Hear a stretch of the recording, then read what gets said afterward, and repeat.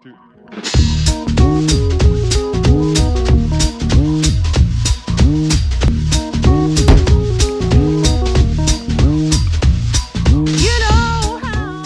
þessum þætti höldum við áfram að kynnast Snæfellsnesi, en saga þéttbýlisstaða á svæðinu er afar mikil og er Hellissandur talinn eitt fyrsta sjávarþorp á Íslandi. Gömlu kaupstaðirnir Rif, Ólafsvík, Grundarfjörður og Stykkishólmur eiga sér allir merka sögu frá ýmsum tímum, enda auðlegð sjávar hvati mikilla viðskipta við nesið aldir.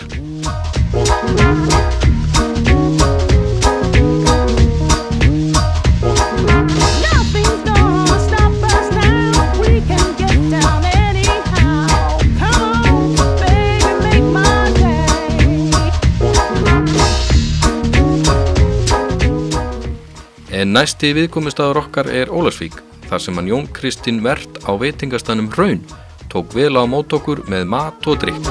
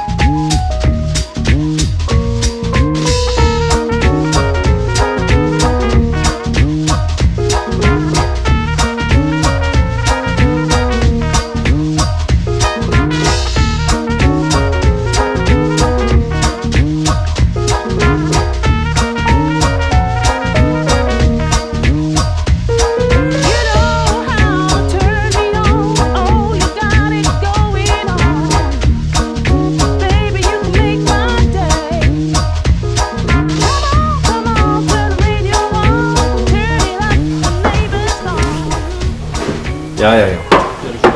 Skel úr firðinum. Já. Fallegt er það. Já.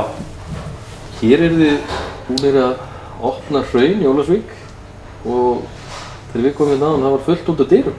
Já. Er komið að luxusvandamálum? Já, það má segja það. Allavega yfir sumartímann. Já. Það er ansi mikið að útlendingum á Snæfellsnesinu og þeir hafa svo sem ekki geta svo sem ekki valið úr veitingahúsum, sko. En þeir eru líka kannski setið svolítið fyrir honum. Já. En samt er hún búinir að vera að rúta hérna. Já. Og það er heilmikið líf. Já, mjög mikið. Og virðist vera alls þar að við komum fullt af ferðafólki. Já. Er Snæfellsnes að ná þeim dagbyssum að hef kannski, mann hefur fundist svolítið eins og Snæfellsnes væri út undan í markaðssetningunni? Já, ég hef svo sem ekki séð nein línuritt yfir þetta, sko. Ég hef bara mína tilfinningu og bílana sem ég sé keyra framhjá og fólki sem ég sé koma hérna inn, sko. Einhvers staðar heyrði ég því fleygt að við værum næst stærsti rúndurinn á eftir gullna hringnum á Íslandi. Já. Og ég finnst það ekkert ólíklegt, sko. En er þetta svona flottur dagstúr þegar þú ert staðsettur í Reykjavík. Já, ég held að íbúafjöldi margfaldist hérna á sumrin, sko. Já. En það eru margir sem að lifa á ferðamannum þessu veginn. En ég var að lesa matseðilinn svona meðan þú varst að undirbúa hörpuskilina. Það var hellingur þarna úr firðinum á Breiðafirði. Og þetta svæði er ein risastór matarkista. Algjörlega. Það þarf ekki nokkur maður að vera svangur hér.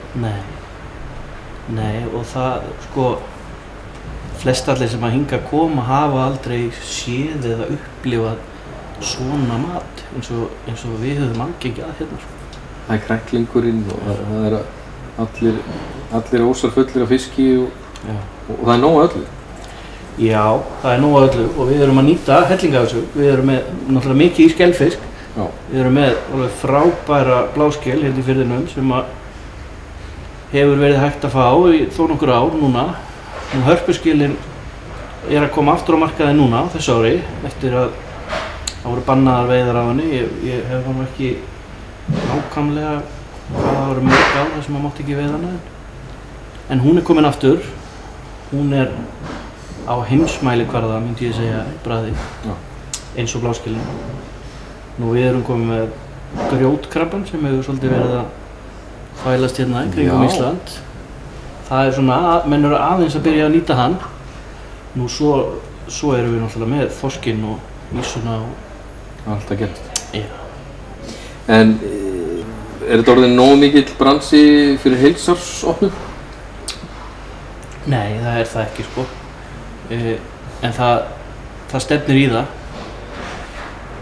Ég held að innan 2 til 3 ára þá verði það hjá okkur. Það eru vissulega fyrirtæki hérna á Snæfellsnesi sem eru farin að geta sem að sko sjá ekki mikinn mun á febrúar og júlí. Nei. Og það gott. En því að þú ert ekki bara vert hérna á Hrauni í Ólafsvík heldur ertu líka að reka Hótel Hellisand og félagsheimili þar að auki. Já. Þannig að þú hefur nú kannski séð ansi vel traffíkina. Já, einmitt. Hvernig gengur hótelinu? Það gengur bara rosa vel. Það náttúrulega sísonið núna og eins og Snæfellsnesi í dag þá aðeins og lítið af gistirímum en það náttúrulega yfir þessa mánuði, júlí og ágúst, en það nóg að þeim heila mánuðina, staðan En nú sko, ég búinn að sjá líka í þessum túrisma sem við erum að skoða að það mikið af erlendu ferðafólki með stórar og miklar myndavélar. Já. Hér mikið fuglalíf og nándin við jökulinn að það fólk sem að stoppar og virkilega nýtur þess að stoppa.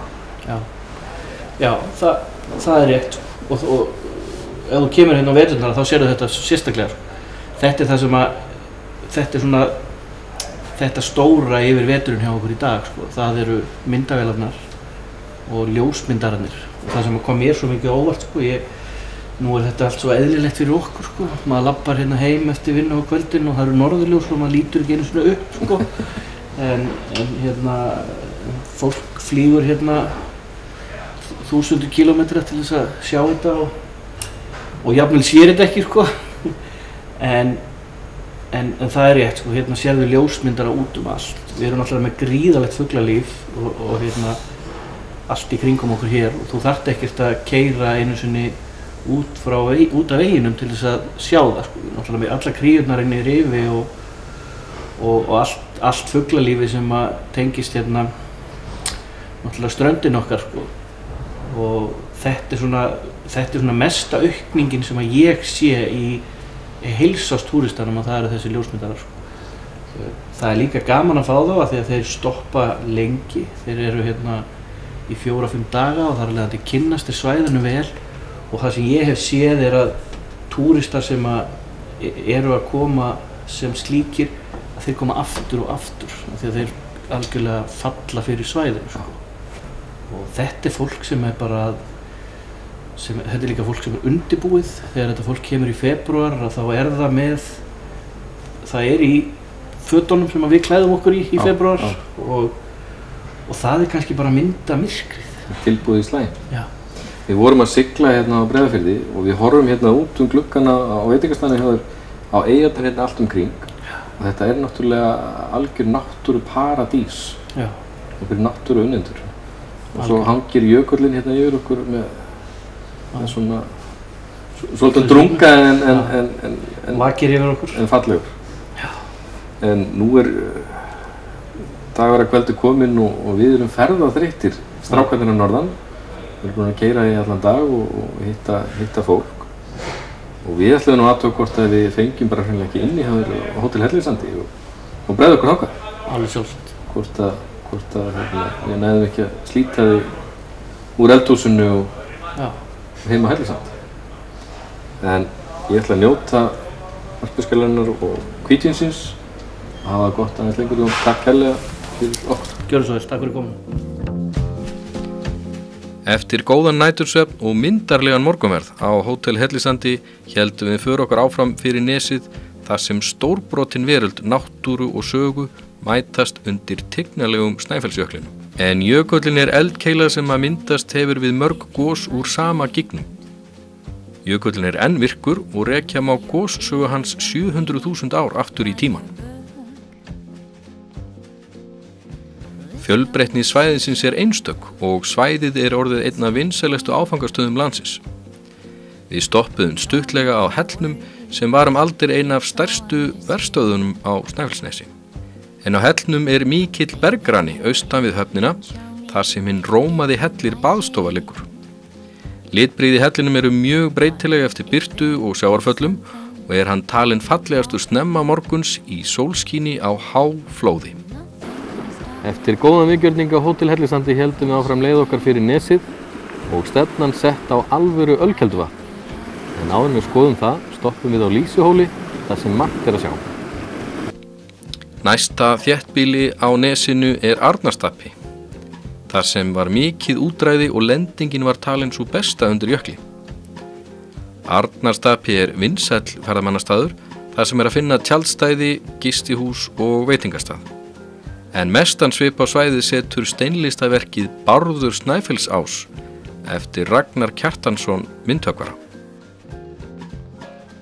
En nú var komið að því að skella sér í sund á Lýsuhóli, en þar einnig mikil ferðaþjónusta með gistingu, hestalegu og veitingastað, svo eitthvað sé nefnt.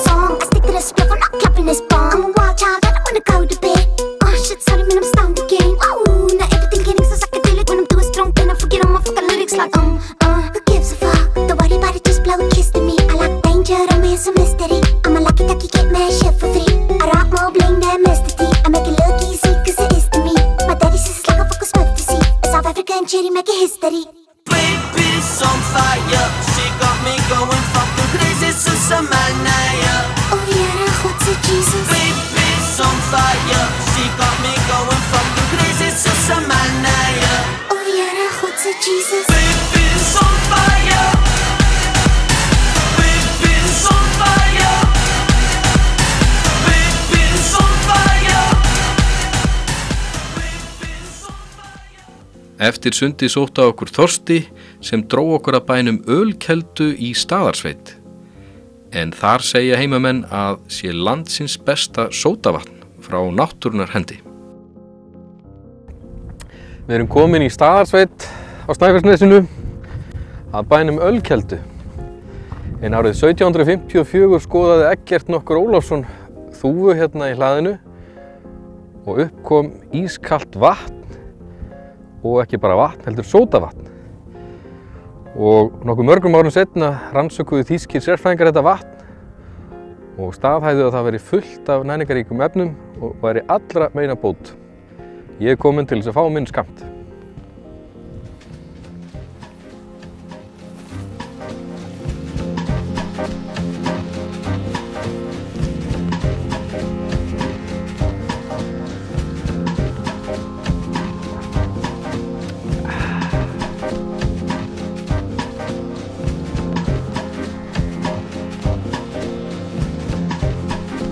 Frá Ölkeldu var sjálfstýringin stillt á uppsveitir Borgarfjarðar, þar sem við áttum stefnumót við Hollywoodstjörnur.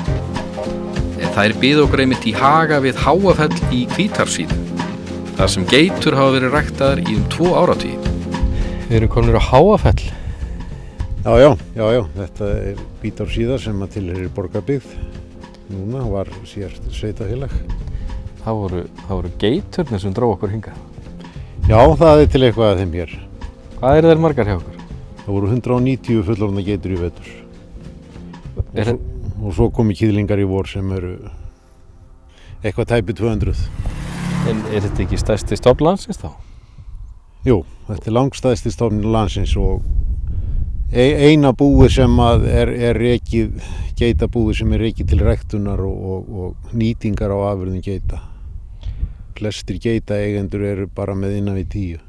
Já. En hvernig Er þetta ekki bara eins og að vera með rollur eða hvað? Þetta ekkit ósvipað því, þetta náttúrulega eins og annar búskapur, það verður að sinna þessu daglega og láta þær hafa sitt, bæði fóður og umhirðu og allt slíkt. Þó að geitin sé sjálfum sér ekki lík kindinni að neinu leyti. Nei. Nema hún í grasbítur. Og jórtrar. Og jóltrar. Og er með klaufir. Já. Þær eru allar mjög gæfar. Þær eru mikið í kringum mannin hér á þessum stað því að hér er reikin ferðaþjónusta og tekið á móti fólki til að skoða geitur. Þannig að það er yfirleitt alltaf einhver maður í kringu þær, þannig að þær eru mjög vanar þessu. En hins vegar geta geitur orðið stykkar ef það sjá aldrei mann. Þá geta þær orðið mjög villtar og erfitt að ná þeim þess vegna. En þær ganga ekki á fjall? Það fær ekki afrétt eða hvað? Ekki þessar geitur eru ekki settar á afrétt, nei. Þær eru bara hér í nágrenninu. Já. En þið eruð að full nýta skepnuna? Það er verið að reyna að nýta allt sem að hægt er af skepninu, svona prófa sig áfram með það og þróa það áfram að nýta hana. Kjötið er nýtt og það er verið að mjólka stundum og það er ekki verið að mjólka eins og er núna, en það hefur verið mjólkað á haustin þegar búið að slátra kýlingunum. Já. Og verið gerðir ostar. Eftirspurn eftir þeim er mikil. Já. Flest öllum afurðum. En þetta er ekki, hún safnar fitu öðruvísi heldur en kindin eða hvað? Já, hún safnar ekki fitu í kjötið, hún safnar fitunni sem innfitu sem mör. Þannig að þetta er magurt kjöt? Þetta er fitulaust kjöt. Getum við líkt þessu við eitthvað? Er þetta líkt lambinu? Er þetta líkt einhverju? Bragðið er ekkit ósvipað lambinu. Nei. En þetta er svona aðeins grófara kjöt kannski. En bragðið er ekkit ósvipað nema það er ekki fita á því. Já. Það er búið að friðsælt að standa hérna hjá þeim? Já, það er engin læti í þeim. Nei. Það er það ekki. En stofninn hefur þetta hefur gengið upp og niður á Íslandi, er það ekki? Jú, og stofninn er í útrýmingahættu. Og þess vegna var þetta komið á stað hér að reyna að sporna við því að stofninn myndi deyja alfarið út. Það eru 22% af stofninum í landinu er á þessum stað hér. Já. Þannig að þið eru kannski í smá baráttu og varnarvinnu. Við erum í harðri baráttu. Já. Bæði að reyna að halda þessu gangandi og bara halda stofninu við því að náttúrulega ef að 22% af stofninum og eini staður en það sem hefur verið reynt að rækta eitthvað að ráði og halda skyldleika sér. Já. Það er hér. Skyldleikin er mikið vandamál og þegar stofninn er orðinn svona lítill þá er hann náttúrulega töluvert mikið vandamál og honum fylgja vandamál, skyldleikanum. Alls konar krankleikar í kiðum og slíkt. Þau er nú nánast orðið horfið en þau voru mikið að fæðast hér fyrir nokkrum árum síðan með alls konar krankleika í fótum og snúnum löppum og skökkum hrygg og alls konar slík. Er búið að ná fyrir það alveg? Að langmestu leyti á þessum stað allavega.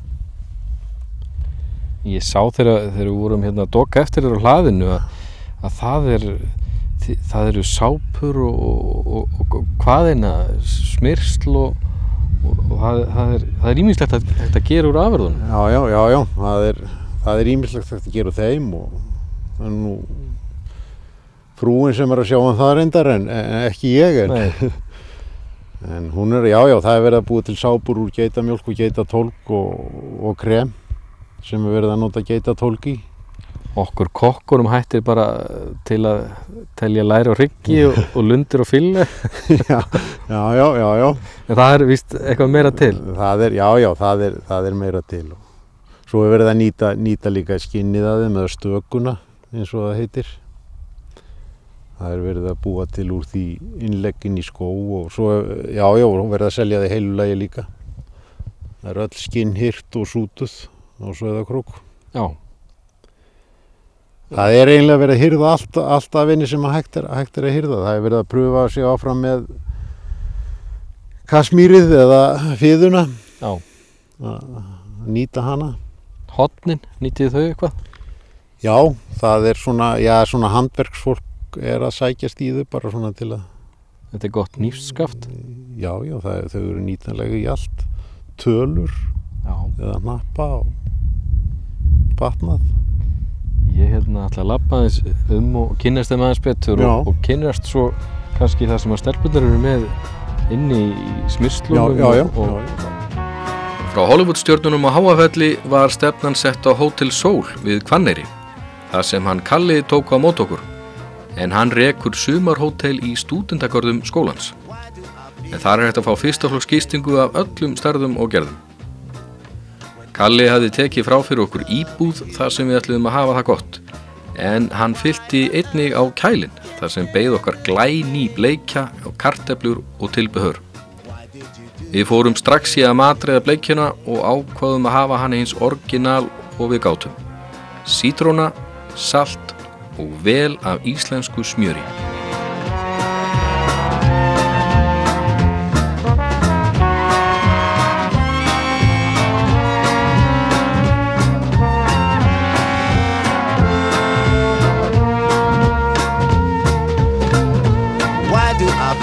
So black and blue when all I did was loving you. Why on earth can't stand the pain? Why did you do that thing again?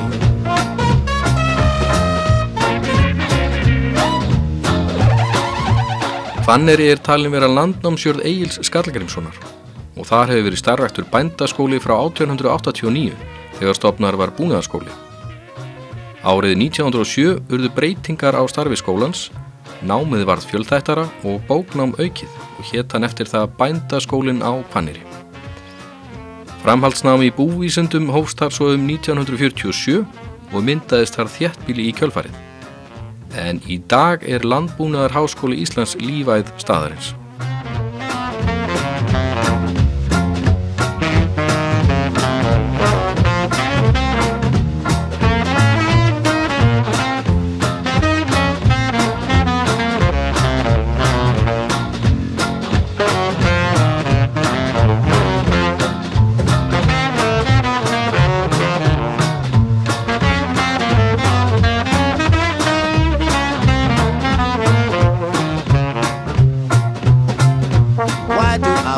So black and blue when all I did was loving you. Við nutum þess að elda, borða og slaka á eftir langan dag á þessum fallega stað. En í næsta þætti höldum við áfram för okkar yfir í Hvalfjörðinn, þar sem við ætlum meðal annars að hitta Kalla aftur í Ferstiklu, en þar ræður hann einn í ríkjum. Fylgist áfram með ferðalagi okkar næsta mánudag hér á N4.